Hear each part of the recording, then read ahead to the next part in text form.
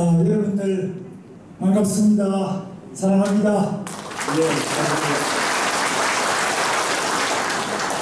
저도 이 관악구에서 15년 살았습니다. 저 봉천동에서 제가 아주 국회의원 하기 전에 좀 골치 아픈 사람이었습니다. 제가 아시는 것처럼 저는 대학교를 이 서울대학교 여기서 좀 다녔습니다. 25년 만에 졸업했습니다.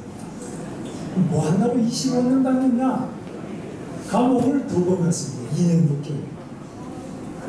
공장을 7년 다녔습니다. 공장에서도 제가 해고를 2번 당했습니다. 고차부터 학교는 제적을 2번 당했습니다. 소위 말하면 대한민국의 트러블 메이커, 정치권은 그렇게 제가 이 관악구에서 결혼을 했습니다. 아기를 낳았습니다. 그리고 봉천동 그 관악구청 밑에 거기에서 책방을 제가 했는데 좀 운동권 책방, 골치 아픈 책방, 압수수색 나오는 몇 뺏기는 그런 책도 팔면서 제가 공장에서 해고된 다음에 여기서 책방을 하나 열어가지고 그곳에서 생활을 했는데 제가 마침 당시에 민주자유당에 입당하면서 부천 소사구에 거기 가서 좀 해보라 이렇게 김영삼 대통령 그때 영입해서 제가 거기 가서 정치를 하면서 관악구를 떠났습니다.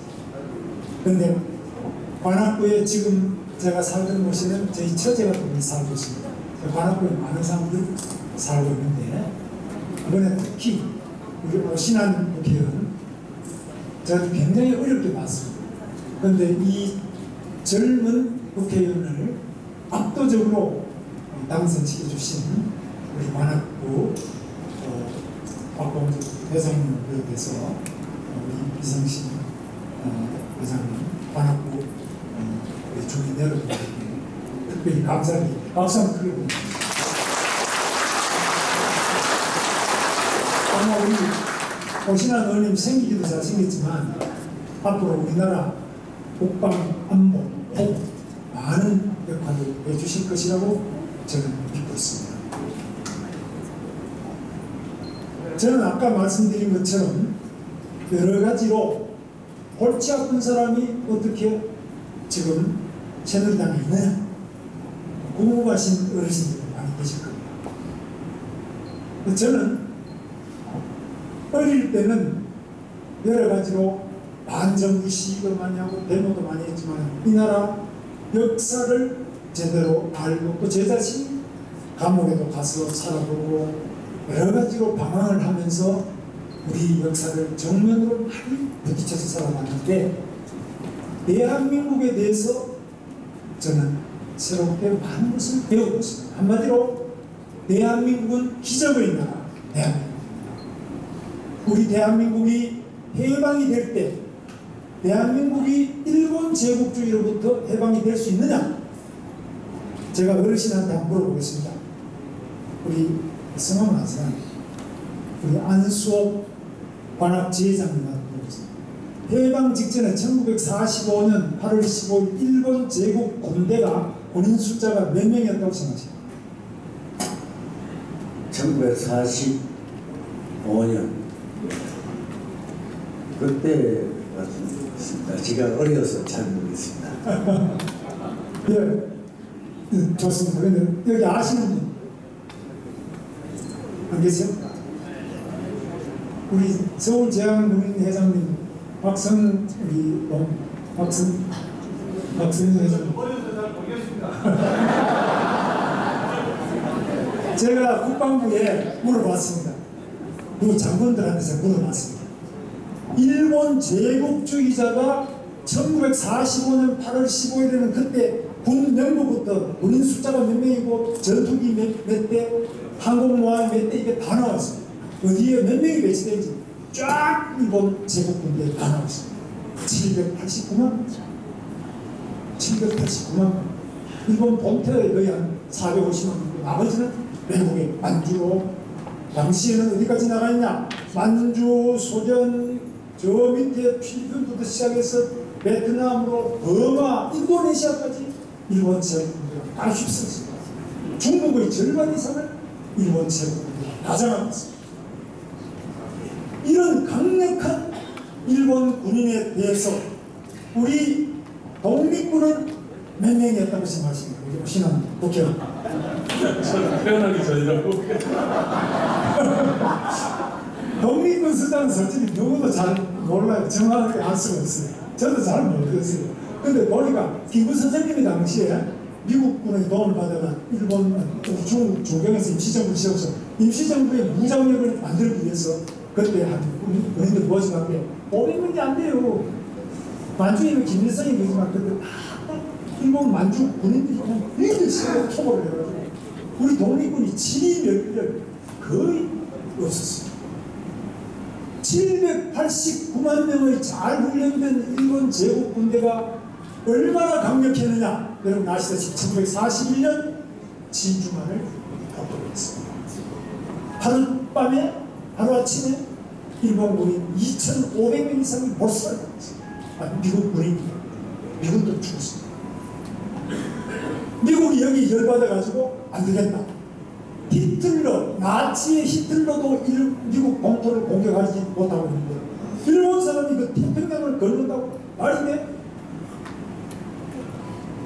원자폭탄을 만들기 시작했습니다. 그런데 이때 일본이 미국 본토를 공격할 것이라고 미리 예언한 책이 있었습니다.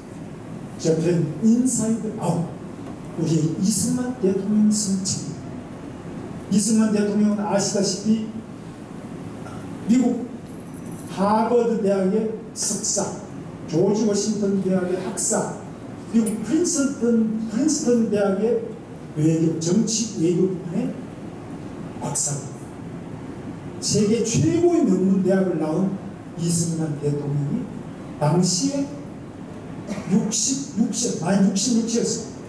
그 저편 인사이드 아웃이라는 책이 나오자 거기서 일본 놈들이 태평양을 건너서 미국 본토를 칠 것이다. 그게 나왔습니다. 그러니까 미국의 지식인들이 모두 다 저 영감 뭐만 걸렸어요. 나이가 많은 뭐만 걸렸어요. 어떻게 일본이 미국을 칠 수 있나. 다 비웃었어요. 그런데 6개월도 안 돼가지고 일본이 딱 치니까 이 책이 베스트셀러가 됐어요. 지금도 그 책이 여러분 있습니다. 시중에 번역도 다 됐어요. 영어로 쓴 책. 그런데 지금 번역이 안 됐어요. 그런데 그때 그렇게 막강한 군인을 막강한 일본 제국군이 이길 것이라고 생각 못했는데 원자폭탄을 만들어서 1945년 8월달에 히로시마 나가사키 때리니까 두 방을 딱 때리니까 전황한 거였어요. 그런데 전황은 전쟁 죽음입니다. 전범 재판에 넘어가기 전에 히틀러는 자살했어요. 독일 전범들이 다 죽었어요. 일본 전황은 멀쩡하게 지금도 있습니다. 이상하죠? 독일은 패전국가고 전범 나치 유태인들 많이 학살하고 주변에 많은 사람을 죽였기 때문에 나치 독일은 대동랑이 났습니다. 승전국 미국, 러시아, 프랑스, 영국에서 대동랑이 났습니다. 일본은 전범국가고 패전국가인데 어떻게? 일본은 두토막도 안 하고 멀쩡하고 천안도 멀쩡하고 대한민국, 죄 없는 대한민국이 두토막이 났습니다. 여러분, 대한민국이 죄 지은 거 있습니까? 있다고 생각하면 손들어 보세요. 없으면 대한민국은 죄 지은 게 없다고 생각하면 박수 한번 쳐보세요. 박수 안 치는 분도 계십니다. 북한 같은 게 건성박수, 이럴 때 박수 안 치면 아마 장성택처럼 조용히 됐습니다. 여러분 얼마나 자유롭고 좋은 나라 사시는지 명심하시고 이 나라에 대해서 좀 고맙게 생각하실 필요가 있습니다. 어르신들 다 아시고. 그런데 그렇게 일본이 잘못한 일이 많은데도 분단도 되지 않고 전황도 멀쩡하게 있는 이런 상태로 우리는 죄도 없이 분단이 되고 6.25 끔찍한 전쟁을 겪으면서 수백만이 죽었습니다. 독일은 그 죄 많은 독일이 벌써 25년 전에 동서독일 통일이 됐어요. 우리는 죄 없이 나눠졌는데 아직까지 통일도 안 되고 수백만이 전쟁에 죽고 이산가족 북한 출신들 아직 자기 고향도 못 가보고 국군 포로도 아직까지 못 찾아오고 있습니다. 최소한도 500명 이상이 국군 포로가 살아있다고 보고 있습니다. 미군은 장전호 전투에서 죽은 미 군인들의 뼈를 찾기 위해서 뼈 하나 찾아오면 돈 얼마 주고 북한에다가 돈 주고 뼈를 계속 찾아가. 얼마 전에 유해 송환하는 거 보셨죠? 이게 선진국입니다. 자기 조국을 위해서 목숨을 바치고 희생된 사람들이 아직까지 북한에 그렇게 많이 살아남아 있는데도 찾아오지 않고서는 아무리 대한민국이 돈을 벌고 이 핸드폰 잘 만들고 자동차 잘 만들고 선진국 취급을 못 받습니다.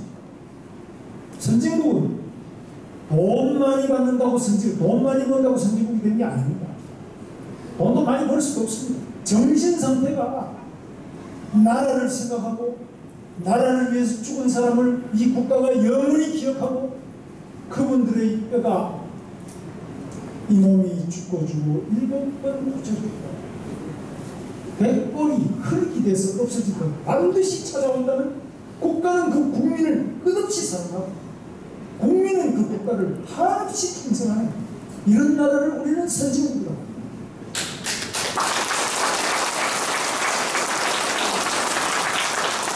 돈밖에 모르는 사람은 뭐라 그러냐? 졸부라고. 졸부. 국가도 마찬가지입니다. 대통령이 어디 다니면서 뭐 돈 계약 많이 하고 돈만 많이 번다고 선진국이 안 됩니다. 지금 대한민국 여러분 아시는 것처럼 제가 국회의원 할 때 저도 국회의원도 시작했습니다. 국회의원 할 때 제가 10년 전에 북한 인권법을 내놨는데 아직 통과 안 됐습니다. 이런 국회는 존경받을 수 없습니다. 아프리카 유니세프 아동을 위해서 모금한다고 하고 아무리 고상한 이야기를 많이 해도 자기 국민의 인권을 중시하지 않는 정치는 정치인으로서 자격이 없습니다.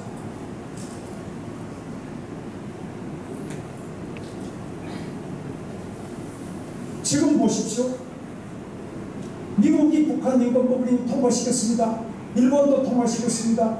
전 세계 116개 나라가 김정은은 자기 주민 조직적으로 반인륜적으로 학살한데 고모부도 건성박수 쳤다고 죽이고 국방부 장관 현영철이는 이렇게 이야기하는데 좀 좋은다고 고사총으로 쏘는데 이 고사총이 1분에 1200발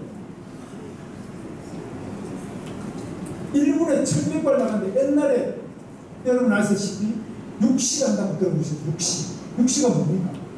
이게 고종 때 폐지된 사형제도인데 육시라는 거는 사람의 몸을 수레로 묶어서 소로 하여금 그걸 잡아 당깁니다. 그럼 팔, 두 개, 다리, 몸통, 머리가 다 떨어져요. 6토막이 나는 참혹한 사형 방법. 그리고 그 목은 성문 앞에 또 걸어놓습니다. 이건 안 된다 해서 감옥경장이 사형제도가 없어졌습니다. 지금 대한민국은 사형제도가 있는데 그 사형 방식은 교수, 목을 매달아서 죽이는 거 하나밖에 없는데 이것도 지금 안 죽이고 있습니다. 정확한 범인도 죽이지 않고 있습니다. 북한은 어떻게 하냐? 자기 고모, 국방부 장관 하던 자들을 고사총으로 쏘면 온 몸이 다 조각조각이 나서 살점도 찾고 거기다가 피난 흥분이 보이는데 이걸 꼭 없앤다고 과연 방사기로 확 들어가지고 다 없어요. 전 세계가 이것을 봤던 사람은 일주일 이상 밥을 먹었어요. 이거 안 보면 이거 와서 쏘는 거 죽이는 장면을 보지 않으면 배를 안 줍니다. 교육에 붙잡는 거죠. 우리 민방위보다 더, 우리 예비보다 더 강하겠죠. 이런 북한에 대해서 우리 국회가 침묵하고 있습니다. 헌법 보시면은 대한민국의 영토는 한반도와 그 부속 도서랍니다. 제가 얼마 전에 백령도 갔다 왔습니다. 백령도 우리 땅. 그리고 북한의 백두산도 우리 땅, 한반도. 그 다음에 탈북자들이 한국에 오면은 뭘 주는지, 이 중에 탈북자 계십니까? 한 분도 안 계세요? 탈북자 다음에 꼭 우리 관악포럼 한 분씩 모셔다가 참여시키시고 앉아있습니다. 저는 경기도지사를 할 때 탈북자 40명을 공무원으로 지정했습니다. 이게 북한에까지 소문이 났습니다. 남조선 가면은 공무원 시작할 수 있다. 아, 소문이 좋아요. 북한에서는 공무원을 굉장히 높이고 있습니다. 왜? 내금을 주면서 최고 좋은 게 공무원. 그러니까 이런 소문이 나니까 남조선 가자.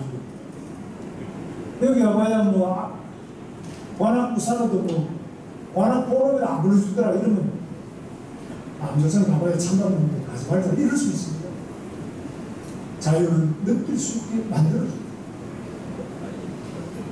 그래서 탈북자가 오면은 우선에 여기 우리 구청에 공무원들 우리 여성 회장님, 이성신 회장님 탈북자가 오면 뭘 주는지 한번 들었습니다.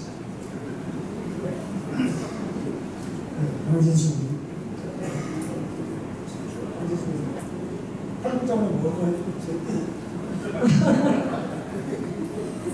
아니, 우리 의원님께서 더 잘하실 것 같은데요. 의원님께서 답변해 주시겠습니까? 저는 이 시간이 되겠습니다. 이거 아시는 분 있으세요? 탈북자가 오면요 우선은 임대주택을 줍니다. 100% 줍니다. 우리나라. 아, 준다고요?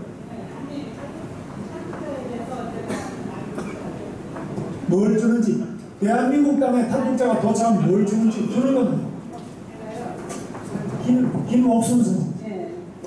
제가 적십자 회장을 했기 때문에 그분들이 오면은 하나센터에서 교육을 시켜요. 네.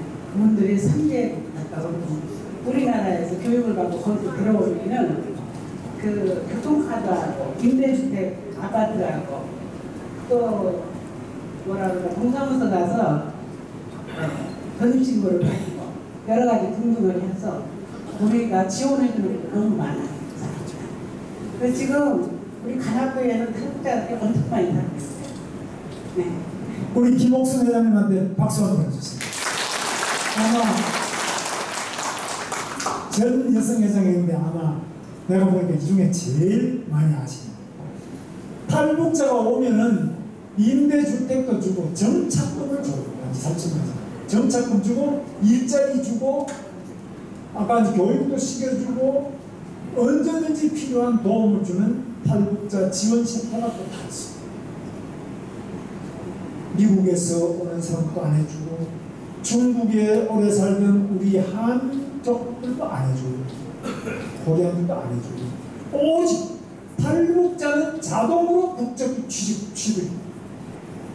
여기 시집은 중국 법호 중에서 시집은 국적을 안 줘요. 결혼하고도 5년 지나야 국적을 줘요.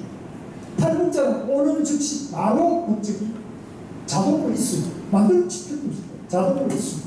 거기다가 주민등록도 해주고 임대주택 주고 정착금을 뭐 지금 3천원을 주고 매월 생활비를 주고 기초생활 수급 대상자도 해주고 다 해요.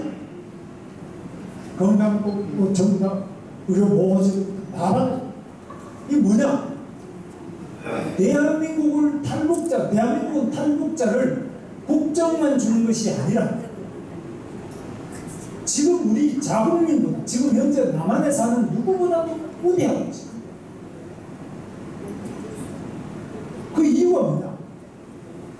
탈북자가 우리 국민이고 국민 중에서도 보살펴야 될 국민이기 때문에 그 땅이 북한 땅도 우리 대한민국 헌법에 있는 우리 땅이기 때문에. 그런데 북한 주민들이 이렇게 오사총을 맞고 죽고 수많은 사람이 재판 없이 바로 수용소에 갇혀 있고 온갖 압박을 받고 있는데 말하지 않는, 이거 이야기하지 않고 이 법을 통과시키지 않는 국회의원들은 국회의원 할 수 없겠죠. 어떻게 보십니까? 그런데 우리 오신환 의원이 소속된 새누리당은 당론으로 이 북한 인권법을 통과시키려고 합니다. 누가 통과 안 시키는지 여러분 보시죠. 그런데 미국에서는, 제가 미국 의회에 가서 물어봤습니다. 미국은 북한 인권법 통과를, 미국은 하원이고 상원이 있어요.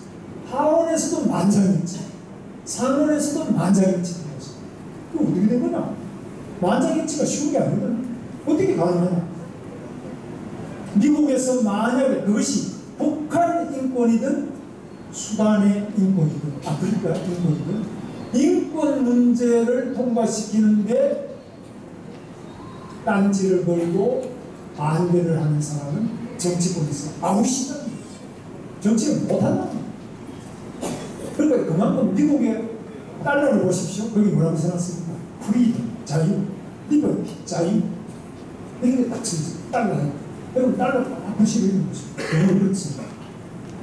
그래서 우리 대한민국의 가치는 자유와 민주주의, 인권, 이것은 어떤 경우에든지 외면하면 안 되는 국가의 기본 정신입니다. 이것을 중시하지 않는 사람은 국회의원 될 자격이 없고, 지금 며칠 내로 서울 종로구에 있는 빌딩에, 시청 근처입니다. 그 빌딩에 UN 인권사무소가, UN의 사무소가 거기 열려요. 북한 인권을 위해서 UN 북한 인권사무소가 열려요.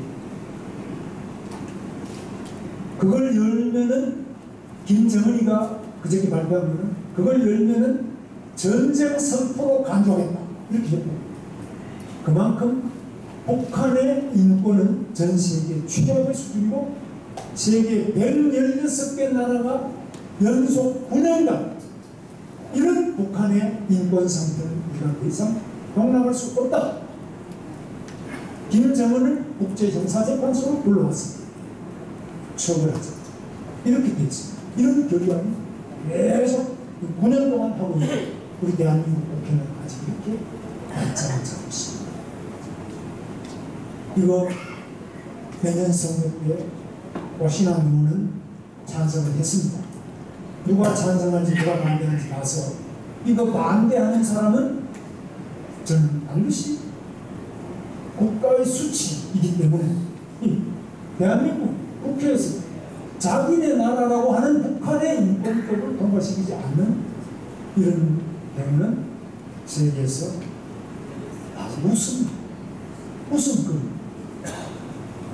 그래서 이런 부분에 대해서 꼭 좀 우리 재향군인회, 저번에 세종시 재향군인회원 나오셔서 누적 참전 유공자들이 전부 북한 인권법 시장 동아리고 방언 내거리 제가 그것을 우리 보좌실수 그런 거죠. 나오셨다. 그래서 제가 굉장히 감사하고 했던 그런 말씀이었습니다. 대한민국이 해방이 되었을 때 대한민국의 길은 두 가지가 있었습니다. 하나는 공산주의의 길을 가는 길인데 조선민주주의 인민공화국이 그 길을 갔습니다. 다른 하나는 자유민주주의 대한민국의 길을 가는 것이었습니다. 이승만과 김성수와 건국의 아버지들이 그 길을 갔습니다. 김일성과 박은영은 조선민주주의 인민공화국 공산주의의 길을 갔습니다. 지금 어떻게 됐습니까? 누가 이겼습니까? 누가 옳았습니까? 누가 옳은가? 김선찬 이사님. 답변이 있는 것이면서 자유민주진영을 선택한 이승만. 대한민국이 너무나 옳았다는 거 지금 다 나왔죠. 그런데 그때도 대한민국의 길을 가면은 실패할 것이라고 대부분 세계인들과 우리 국민들 중에 지식인들은 공부 꽤나 하는 대학생들 거의 다 좌익이 있습니다.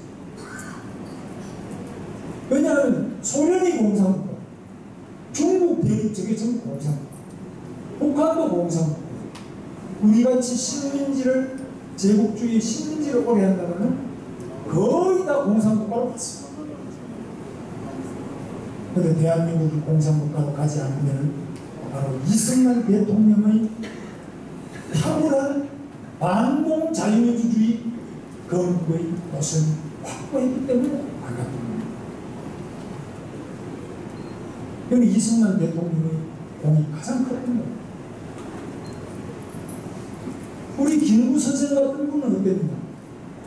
공산주의도 아니고 자유민주주의도 아니고 통일의 길로 가야 된다.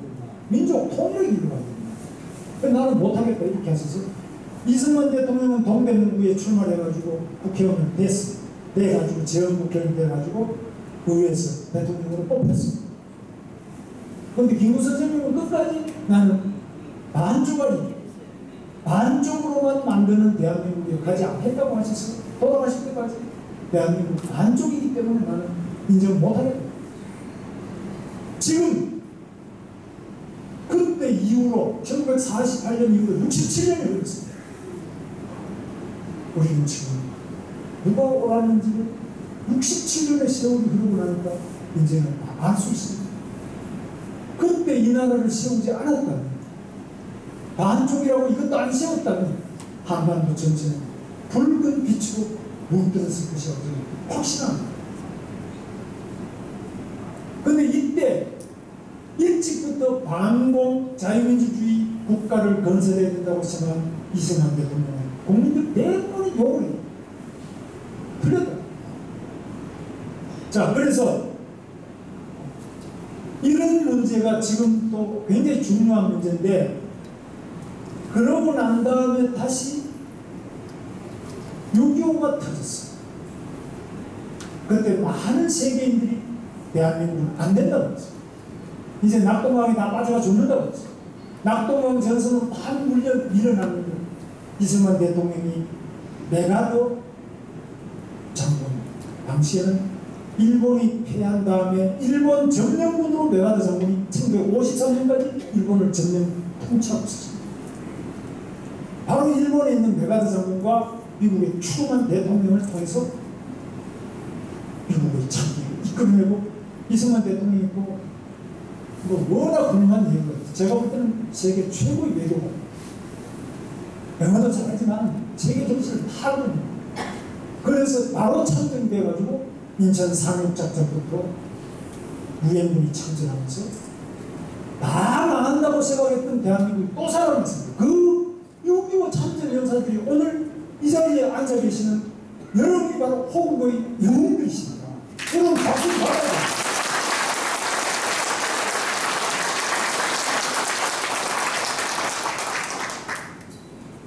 그때 모든 사람이 절망하고 이 나라는 망할 것이라고 봤지만 대한민국은 망하지 않았습니다. 바로 나라를 지키고자 하는 또 학병이나 어린 학생들부터 시작해서 국민들이 뭉쳤기 때문에, 그리고 세계인들이 도와줬기 때문에 우리 힘만으로는 못 이겼습니다. 그때 바로 1953년에 전쟁이 끝나고 그때 이승만 대통령 북진 통일을 주장했습니다. 이참에 들어가서 북한을 없애야지 아시아의 평화도 오고 우리의 통일이 온다. 북진 통일을 좀 계속 주장합니다. 메가더도 그런 생각 가지고 있어요. 그런데 그렇게 하다면 3차 대전이 일어나지 않겠나 해서 메가더도 해임되고 종전이 됐습니다. 그 종전의 조건으로 이승만 대통령이 굉장히 노력을 해서 한미 동맹이 됐습니다. 오늘 한미 동맹이 이렇게 살아있는 것은 이승만 대통령의 공입니다. 만약 한미 동맹이 안 됐다면 그 나라가 그 뒤로 이렇게 63년, 62년간이나 평화가 유지되겠느냐? 지금도 대한민국 안보가 유지되겠느냐? 저는 어제도 백령도 가봤습니다만, 저는 경기도지사를 8년 하면서 대한민국의 중요한 안보시, 저도 경기도 방위의 의장으로서 중요한 시설에 다 들어가고 있습니다. 보고도 제가 다 들어가고 있습니다.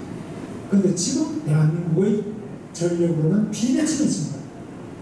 첫째, 핵, 미사일, 생화학, 잠수함, 특수부대 이런 점에서 북한이 우리가 앞섰습니다. 우리는 핵 자체를 개발 못합니다. 그리고 무엇보다 중요한 것이 대한민국 국회에는 종북, 좌파, 통진당 같은 게 5명이나 국회의원이 있었어요. 이승기는 구속됐는데 구속돼서도 법법을 다 택하고 있어요. 그 보좌관 9명도 다 법법을 택하고 있었어요. 이게 대한민국 현실입니다. 그런데 헌법재판관들이 헌법재판소에서 종북 좌파는 안 된다. 대한민국의 헌법을 무너뜨릴 우려가 있다. 폐상. 저는 그날 박수 많이 쳤습니다. 헌법재판관이 나는 뭐 법관들 별로 안 좋아하는데요. 헌법재판관들이 나라를 구했습니다.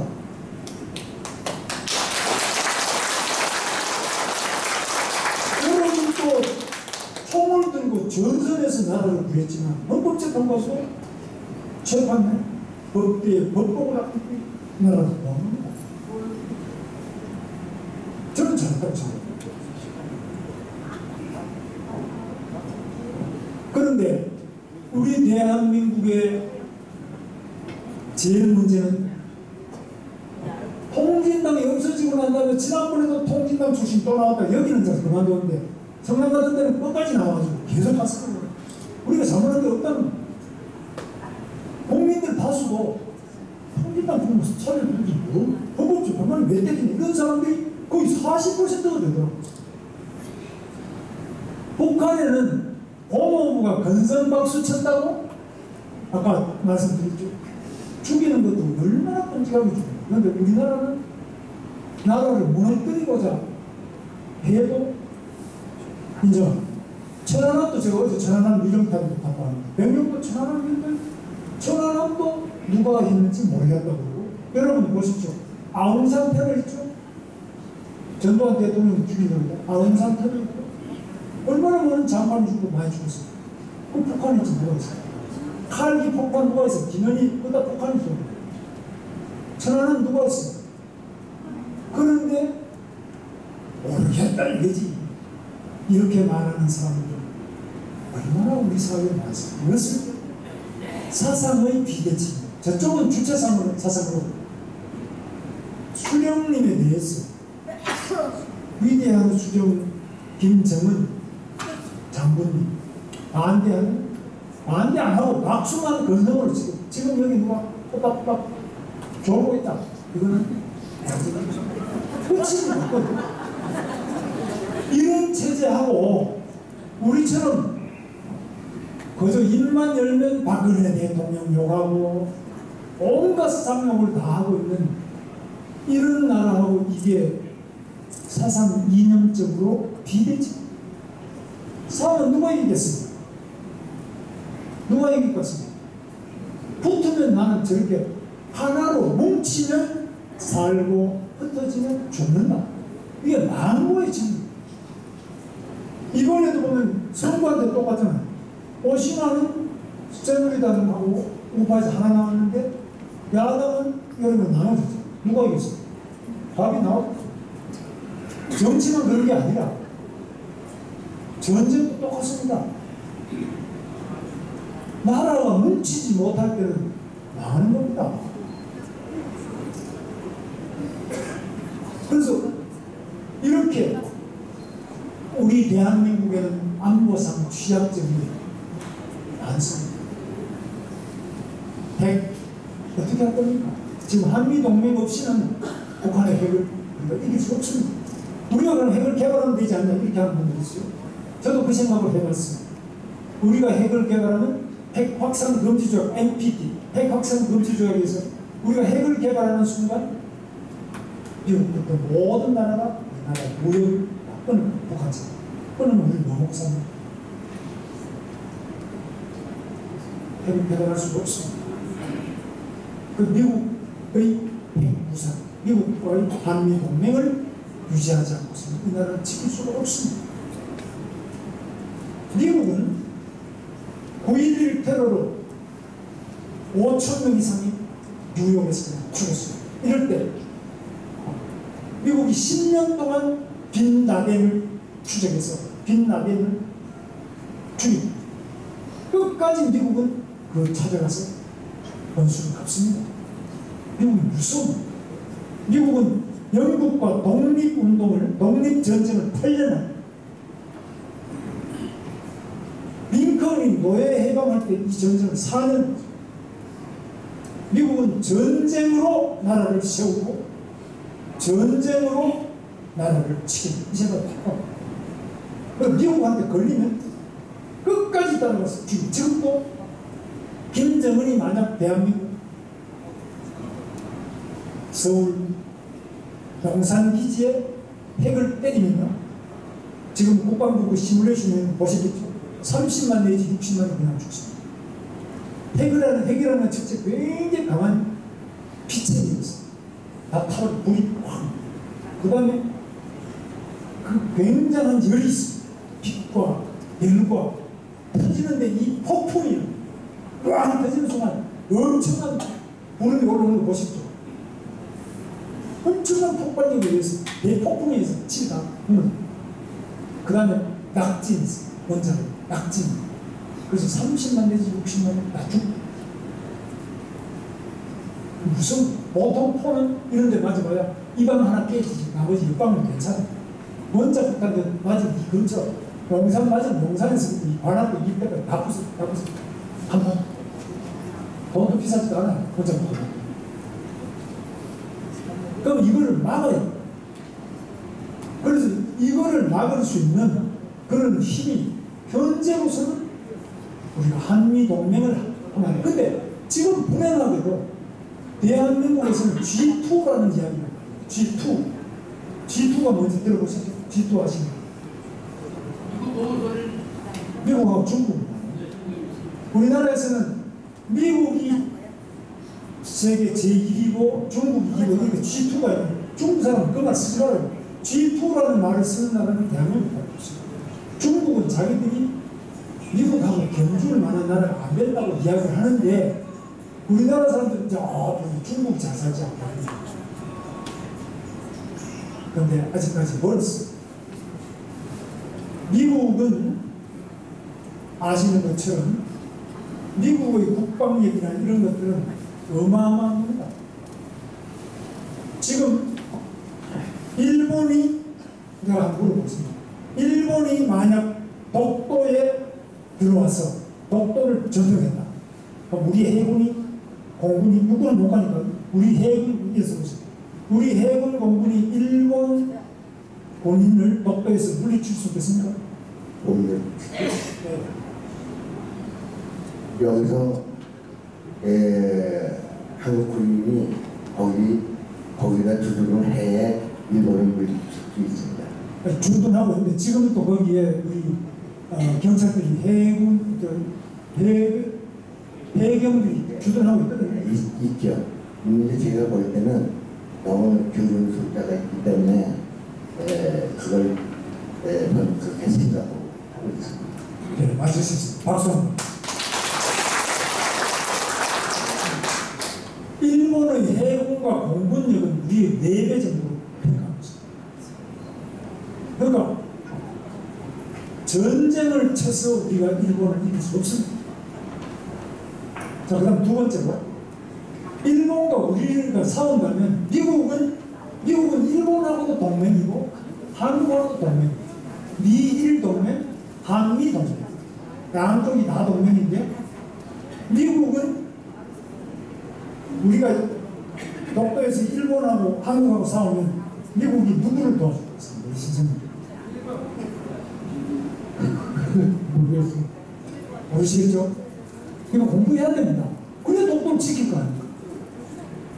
지금 우리는 독도가 우리 땅이에요. 이것은 치료적 지리고, 독도는 우리가 다 가서 지키고 우리 땅이에요. 걱정할 게 없어요. 그러나 일본 놈들이 7 진짜 쳐들어와가지고 공군 해군 쳐들어와서 장악한 때는 우리가 그런들 경찰에서 쫓아내. 그러면 해군이 공군이 있을 거냐. 그럼 미국이 우리를 도와줄 거냐 안 도와줄 거냐. 이거 생각해야 되겠죠. 미국이 요즘에 아베하고 오바마하고 하는 거 봤죠. 너무 착각공학이죠.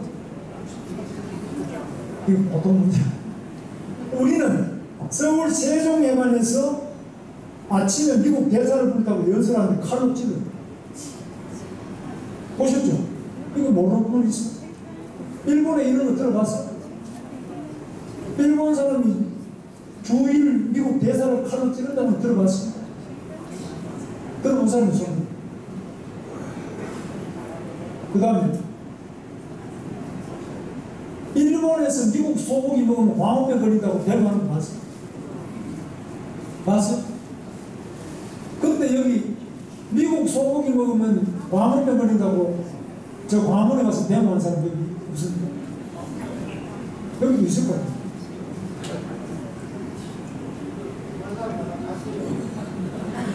죄송하지만 대한민국에서 그 데모 이후에 미국 소고기 먹고 광우병 걸린 사람 하나도 없어요. 미국에도 광우병 걸린 사람 한 사람도 없어요. 전 세계 아무데도 미국 소고기 먹으면 광우병 걸린다고 데모하는 사람 오직 대한민국 하나. 그거 다 웃어줘요. 대한민국 국민들이 코리안 아메리칸, 한국 사람 미국 가서 사는 코리안 아메리칸 250만. 그때 데모하던 그 정치인들의 아들도 그 유학 가가지고 하루에 3번씩 미국 소고기를 잡수고 있습니다. 근데 이런 것을 아직까지 사과를 안 하고 있습니다. 대한민국의 정직성 이 정도입니다. 잘못해서 잘못했다 그래야 돼요. 근데 내가 판단을 잘 못했다. 괜히 테레비 보고 내가 오해해. 그런데 미국 사람들이 이거 잊어먹고 있는 것 같죠?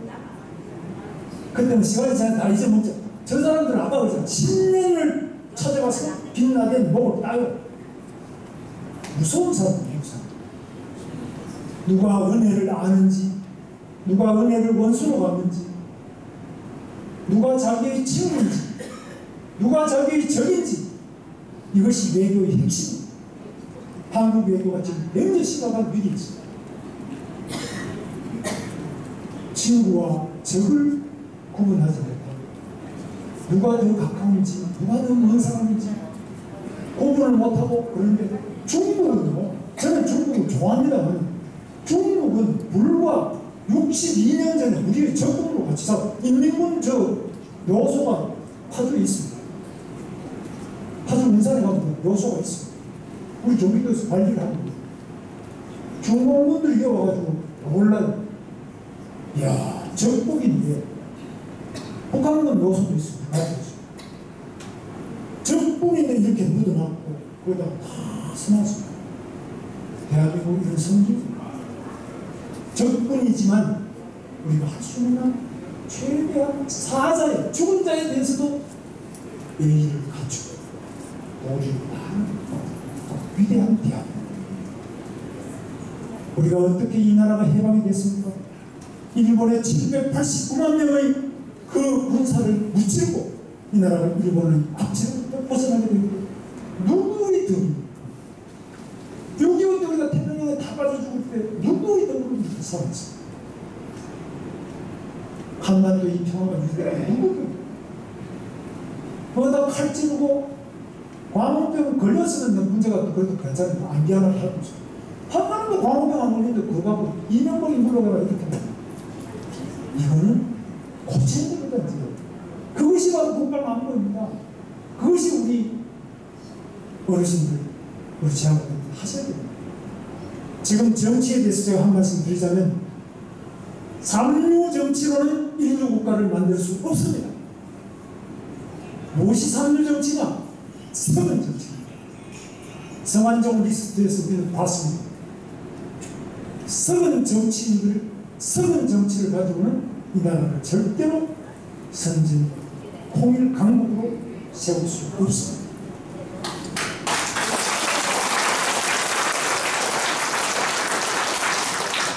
두 번째는 대한민국의 존재 자체를 부정하고 대한민국 주권의 위대함과 존엄성을 부정한 종북 좌파들이 이 나라에 설치한 대한민국이 선진통일 방식이 될 수가 없습니다. 확실하게 자유민주주의, 여러분 우리 어르신들 보면 정말 너무 감사하고 죄송합니다. 이 연세에 아직까지도 이 복장도 충성을 하시면서 여러분들이 아직까지 나를 지켜야 돼. 내가 죽을 수 없다. 이 나라를 이렇게 남겨.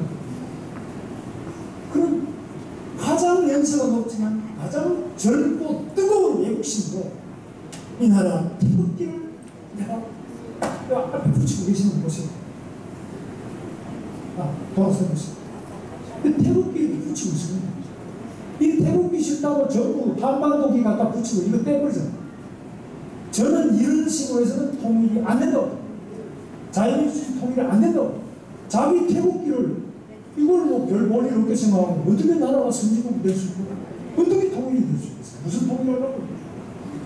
그래서 바로 이런 뜨거운 애국심을 가지고 계시는 여러 어르신들이 계시기 때문에 저는 이 나라가 잘 될 거라고 봅니다. 그러나 중요한 것은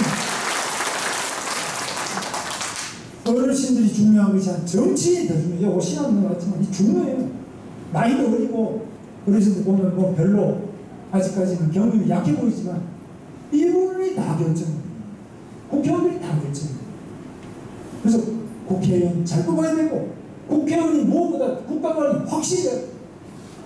그래서 이런 정치가 될 때부터 우리 인류 정치 그리고 우리 경제가 지금 문제입니다. 경제의 핵심은 첫째, 제가 미국의 천한 학자들한테 물어봤어요. 어떻게 나라가 경제가 됩니까? 첫째, 가족과 인구가 중요합니다. 애 안 낳고 지금 애 안 낳고 서울에도 혼자만 사는 가정이 27%. 가정이 다 파괴되고 가족 없어. 강아지 한 마리 데리고 그냥 사. 시집장가 안 가요. 젊은 총각들, 청년들, 처녀들 보고 제가 결혼하라고 그러는데 저보고 꼰대라. 자기 아버지하고 같아주고 결혼 안 하겠다. 결혼 포기, 연애 포기, 출산 포기. 세계 최대의 출산입니다. 초등학교 다 지금 문 닫고 있어요. 인구가 줄고 있어요. 이 상태로는 절대 성공이 안 돼요. 그래서 지금 애도 낳고 그 연애를 하고 출산을 하고 결혼을 할 수 있도록 해야 돼요. 결혼을 하려니까 예식장비가 너무 들어가. 그래서 저는 예식장 와서 이런 이야기하는데 죄송합니다. 가능하다면 가능하다면 예식장을 이렇게 호화롭게 하지 말고 그죠? 둘이서 죽으면 결혼하고 부모들하고 식사를 함께 하고 결혼하고 이래야지. 지금 계속 호화 결혼을 하고 결혼 예물을 하고 돈 없어 결혼 안 한다면 이 말이 됩니다. 그래서 정말 우리가 바꿔야 돼. 이제부터 정말 내 자식들은 사랑하는 사람이 있으면 단돈 한 10,000원만 들면 결혼할 수 있고 간단하게 이렇게 결혼식도 바꿔주고. 그래서 여러 가지로 우리 젊은이들이 너무 많은 부담 아래 연애도 못하고 결혼도 못하고 출산도 못하고 다 이혼해버리고 다 자살해버리고 지금 우리 세계 자살해버리고 이래가지고 어떻게 선진국이 되고 어떻게 강국이 될 수 있겠습니까? 심각합니다. 그리고 모든 낭비 요소를 줄여들어야 됩니다. 줄이려면 제가 생각하는 것은 박근혜 대통령부터 줄여야 됩니다. 대통령부터 지금 판공이랑 청와대 문인을 줄이고 심심을 줄이고 그러면 국무총리 장관들 줄이고 그 다음에 공무원들도 줄이고 그 다음에 연금도 줄이고 이래서 빚을 내면 안 돼요. 지금 우리가 1억씩 빚을 내면 우리 자손들은 다음 30년 뒤에 2억씩 받아요. 왜냐하면 이거 자꾸 주니까 우리가 1억씩 빌려서 이자 없이도 1억씩 빌려서 나중에 아들 손자가 2억을 갚아요. 그 애들 어떻게 갚습니까? 그래서 지금 우리가 빚을 내는 것은 후대에 범죄 행위를 하는 것입니다. 미안한 게 아니라 범죄. 절대로 우리가 빚을 내는 빚을 안 내면 어떻게 해요? 빚을 안 내는 것은 아끼는 수밖에 없어요. 적게 쓰는 수밖에 없어요. 저렴 누가 국가로 뭐 개인이 쓰는 건 아니고 국가는 저렴. 제가 오늘 너무 많은 무거운 말씀을 드렸습니다만 저는 대한민국이 잘 될 거거든요. 대한민국은 모든 위기 때마다 다시 역전하는 강력한 힘을 가지고 있습니다. 일본은 지금 마지막까지 몰려가지고 아베를 중심으로 해서 뭉쳤습니다. 일본에는 공산당도 조용하고 사회당도 강해는 사회당도 조용해졌고 야당도 강해지고 일본 자민당의 파벌이 맡은 게 다 없어졌어요. 아베의 1인으로 펴뜨려 뭉쳤습니다. 나라를 위기로 생각하는 국민이 있기 때문에. 중국은 원래 공산당이니까 원래 저거는 정당도 하나밖에 없고 공산당 하나밖에 없고 언론 사회도 없고 그러니까 중국 원래 저는 공산당 하나고 대한민국은 뭡니까? 나누어진 거는 좋은데 국회 선진화법 이런 것들은 결정을 못해. 대통령이 아무리 하고 싶어도 결정이 안 돼. 국회에서 결정하는 거는 이상한 결정을 계속 하고 있어. 대통령도 해먹을 수가 없어 이런 상황에서. 이거 심각한 일입니다. 시간은 가는데 일본은 뭉쳤는데 중국은 떠오르는데 러시아도 푸틴을 중심으로 꽉 뭉쳤습니다. 대한민국은 나눠져서 아무 결정도 하지 말고 시간이 흐르면 밑으로 아기는 낳지 않고 경제는 떨어지고 밑에 깔아앉는 게 다 보이지 않습니까? 어려움이 다 보이지 않습니까? 여기서 존경하는 우리 외국 선배 후 그 역사 어르신 다시 한번 이 나라를 위해서 6월에 크게 한번 애써주시면 감사하겠습니다. 그리고 저는 있습니다. 여러분 바로 지금 이 연세에 뜨거운 애국심이 오히려 이 젊은 국회의원들보다 여러분 더 뜨겁게 나라를 걱정하신다는 몸이 다 알고 있습니다.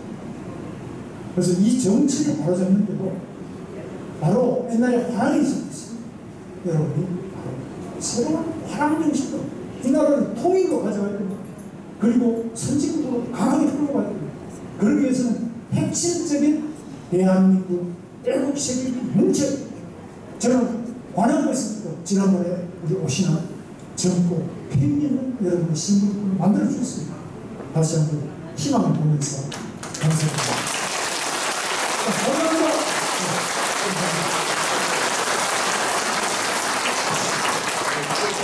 네, 정말 잠시도 정지하지 않고 정말 아주 열강을 해주셨습니다. 우리 김문수 전 경기도지사님께 여러분들 큰 손을 받고 다시 한번 해주세요.